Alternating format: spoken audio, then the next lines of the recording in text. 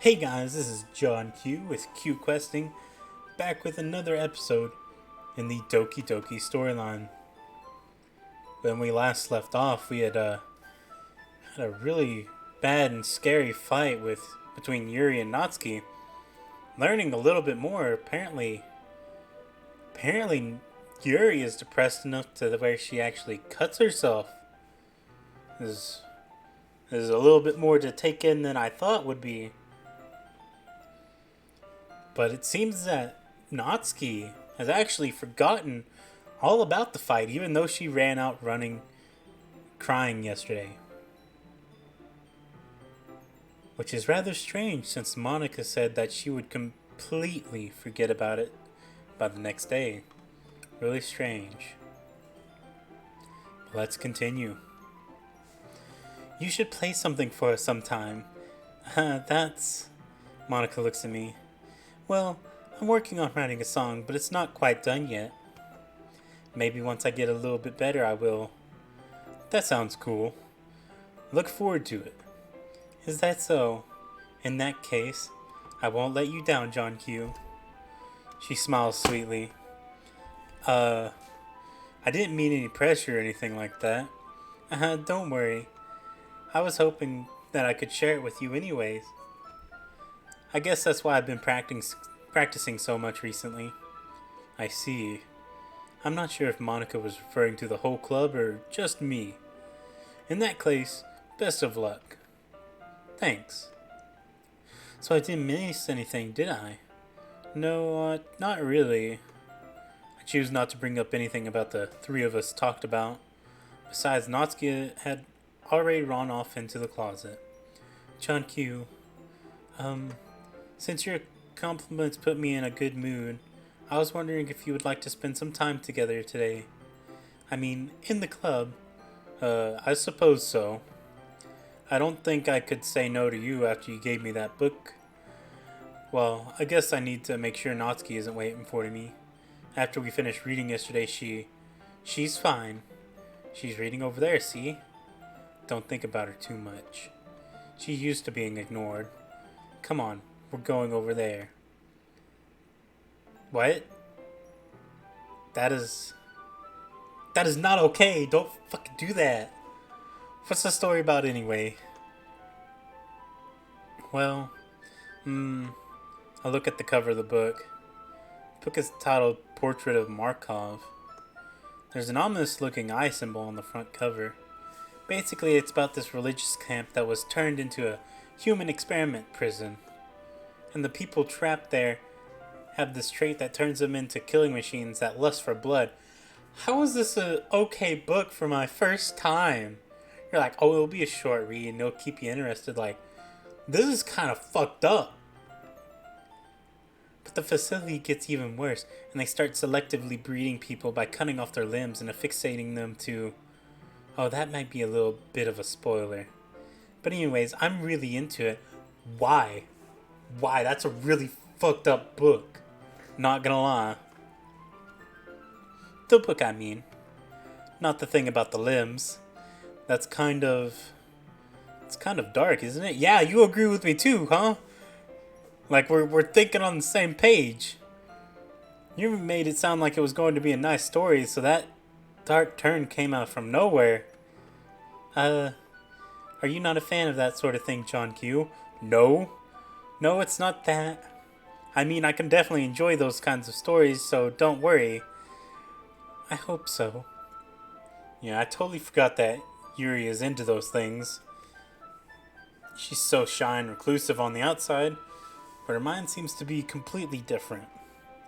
It's just that this kind of story, it's the kind of thing that challenges you to look at life from a strange new perspective. When horrible things happen, not just because someone wants to be evil, but because the world is full of horrible people and we're all worthless anyway. Then suddenly, I'm just rambling, aren't I? Oh boy, this is a bit much. Not again. I'm sorry. Hey, don't apologize. I haven't lost interest or anything. Well, I guess it's alright then. But I feel like I should let you know that I have this problem. When I let things like books and writings fuel my thoughts, my whole body gets... Oh my goodness, okay. I didn't get to read all that. I kind of forget to pay attention to other people. So I'm sorry if I ended up saying something strange. And people stop me. Please stop me if I start talking too much. I really don't think you need to worry. That just means you're passionate about reading. The least I can do is listen. It's a literature club after all. Uh, that's... Well, that's true. In fact, I might as well get started reading it, right? Yes, oh, please don't. I mean, you don't have to, but... what are you saying? Let me just get that book. I quickly retrieved the book that I put into my bag. Alright, it's fine if I sit here, right? I slip in the seat next to Yuri's. Yeah. Are you sure? You seem a little apprehensive. I'm sorry. It's not that I don't want you to. It's just that something I'm not very used to. That is reading in company with somebody else. I see. Well, just tell me if I end up distracting you or anything. Oh, alright. I open the book and start the prologue. I soon understand what Yuri means about reading in company. It's as if I can feel her presence over my shoulder as I read. It's not a particularly bad thing. Maybe a little distracting, but the feeling is somewhat comforting. Yuri is in the corner of my eye. I realize she's not actually looking at her own book. I glance over. It looks like she's reading from my book instead. So sorry. Oh, please. Oh my goodness. It won't let me read it. Yuri, you really apologize a lot, don't you? I do? I don't really mean to. Sorry. I mean... Here, this should work, right? I slide my desk until it's up against Yuri's, then hold my book more between the two of us. I suppose so. She timidly closes her own copy. Once we each lean in a little bit, our shoulders almost touching. Feels like my left arm is in the way, so instead I use my right hand to hold the book open. I guess this makes it kind of difficult to turn the page. Here.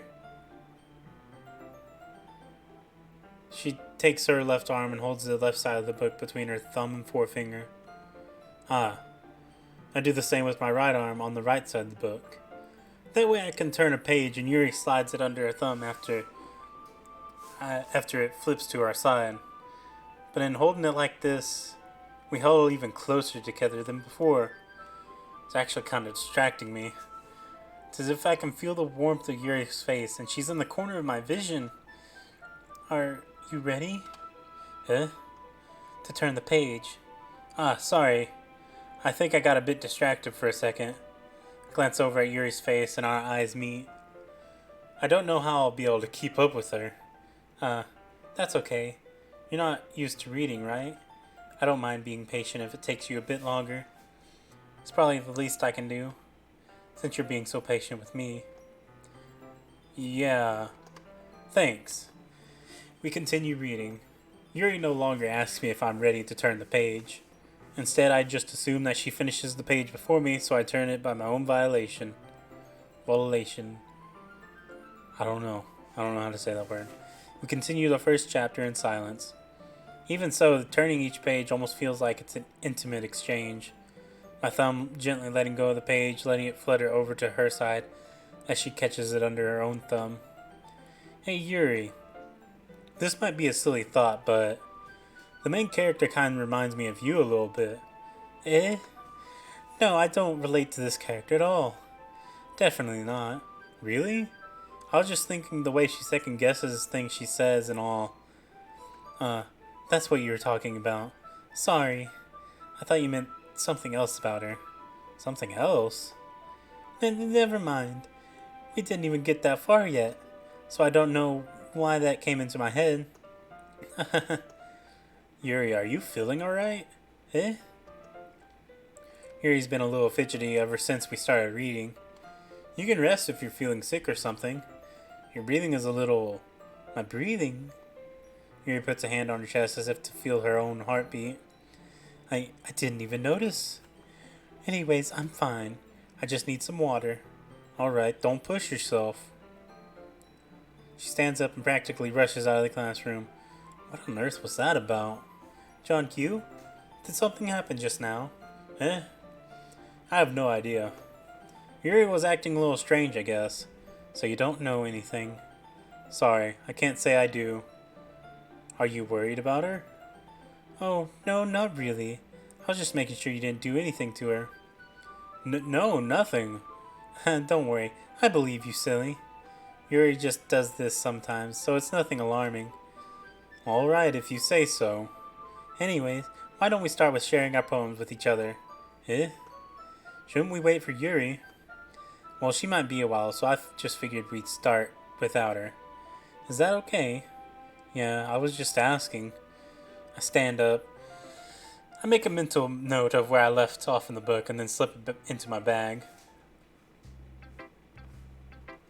Okay, let's start with Monica's, I guess. Hi again, Junkyu. How's the writing going? Alright, I guess. I'll take that. As long as it's not going bad. I'm fine. I'm happy that you're applying yourself. Maybe soon you'll come up with a masterpiece. I wouldn't count on it. You never know. Want to share what you wrote for today? Sure, here you go. Give my poem to Monica. Alright. Great job, John Q. I was going, oh, in my head while reading it. It's really metaphorical. I'm not sure why, but didn't expect you to go for something so deep. I guess I underestimated you. I didn't choose deep words. I chose like one deep word on accident. It's easiest for me to keep everyone's expectations low. That way it always counts when I put in some effort. That's not very fair. Well, I guess it worked anyway. You know that Yuri likes this kind of writing, right? I didn't write something for Yuri. Writing that's full of imagery and symbolism. Something I feel like Yuri's mind is just totally detached from reality. I don't mean that like it's a bad thing though. But sometimes I get the impression that she's just totally given up on people. She spends too much time in her own head that it's probably a much more interesting place for her. But that's why she gets so happy when you treat her with a lot of kindness. I don't think she's used to being indulged like this. She must really be starved for social interaction, so don't blame her for coming on a little strongly. Like earlier. I think she gets too stimulated, she ends up withdrawing and looking for alone time. Suddenly the door opens. Yuri! I'm back. Did I miss anything? No, not really. Well, we all started sharing our poems with each other. Already? I'm sorry for being late. No need to apologize. We still have plenty of time, so I'm more glad that you took all the time you needed. Alright. Thanks, Monica. I suppose I should go get my poem now. But anyway, you want to read my poem now? I like the way that this one turned out, so I hope you do too. Save me. Oh. The colors. They won't. Bright, beautiful colors. Flashing, expanding, piercing, blue, red, green, blue. An endless cacophony of meaningless noise. The noise, it won't stop. Violent, grating waveforms. Screeching, piercing, sine, cosine, tangent, like playing a chalkboard on a turntable, like playing a knife on a breathing rib cage. Whoa! Whoa! What the fuck? A lot of the stuff is missing, and the knife on the rib cage thing is kind of fucked up. Delete her. Delete her? The fuck? This is getting to be a little bit... Oh, she glitched again. Okay. Sorry. I know it's kind of abstract. It's kind of fucked up what you said there. I'm just trying to, well, never mind. There's no point in explaining. Anyway, here's Monica's writing tip of the day. Sometimes you'll find yourself facing a difficult decision. Sorry. When that happens, don't forget to save your game. You never know when, Who am I talking to? Can you hear me? Tell me you can hear me. Anything. Please help me. I don't know. Okay, I guess. That's my advice for today. Thanks for listening. I don't like this at all. It's making me uncomfortable. I've been waiting for this. Let's see what you've written for today. Yuri smiles and takes a deep breath. I like just holding it. Huh? I mean, the poem turned out good. It's, well, there are some things that you could work on, but that doesn't really matter. It feels like anything written by you is a treasure. That came out a little awkward. Let's move on. Here's the poem I wrote. You don't have to like it or anything. Oh, Jesus Christ, this is a long one, isn't it? Okay, let's get started. This will probably take a good amount of the time that we have left.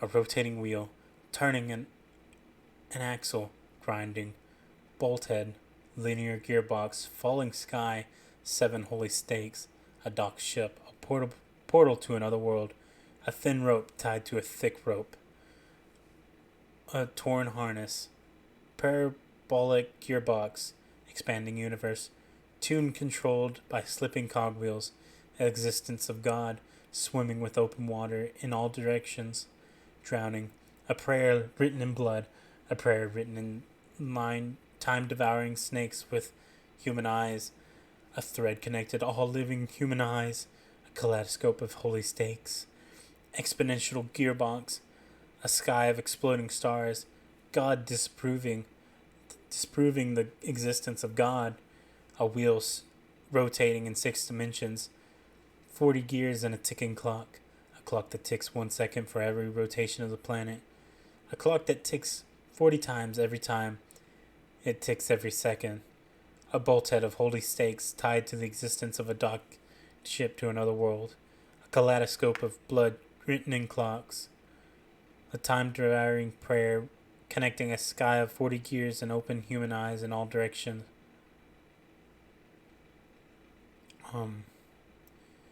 Breathing gearbox, breathing bolt head, breathing ship, breathing portal, breathing snakes, breathing God, breathing blood, breathing holy stakes, breathing human eyes, breathing time, breathing prayer, breathing sky, breathing wheel. This doesn't make any fucking sense. It doesn't make any sense. It doesn't really matter what it's about. My mind has been a little hyperactive lately, so I had to take it out on your pen. That is, a pen fell out of your backpack yesterday, so I took it home for safekeeping, and I just really like the way that it writes. So I wrote this poem with it. And now you're touching it. I'm okay. What did I just... You're kind of fucked up. You're fucking up. Can we pretend this conversation never happened? You can keep the poem, though. Wow. It's kind of messed up. Well, it's not terrible, but it's pretty disappointing after the last one. Then again, if this one was as good as your last one, I'd be completely pissed. Well, I guess I wanted to try something a little different this time. Fair enough, you're still new to this, so I wouldn't expect you to find your style right away. I mean, everyone in the club writes really differently from each other. Maybe you'll find a little influence from all of us. For instance, I noticed that you were spending some time with Yuri today. Not that I care who you spend your time with. After all, I was taught never to expect anything from anybody, so it's not like I was waiting for you or anything. Still, you should at least look over your poem, or my poem. You'll probably be able to learn something from it. Okay. I don't know. John Q. Why didn't you come read with me today? I was waiting for you. I was waiting for a long time. It was the only thing I had to look forward to today. Why did you ruin it? Do you like Yuri more? I think you're better off not associating with her. Are you listening to me? Yuri's a sick freak. I'm gonna back my headphone off a little bit. That should be obvious by now. So just play with me instead. Okay? I don't like her eyes. I don't like her face. You don't hate me, Jonkyu, do you? Do you hate me? Do you want to make me go home crying? The club is the only place I feel safe. Don't ruin that for me. Don't ruin it. I don't like this at all. Please, just stop talking to Yuri. Play with me instead. It's all I have. Play with me. Play with me. Oh no, no. And I don't like this. I don't really want to read it, but oh no. Okay, when we come back, we'll read the poem, I guess. Oh boy. But until next time, though I'd really rather not, let's look forward to our next quest.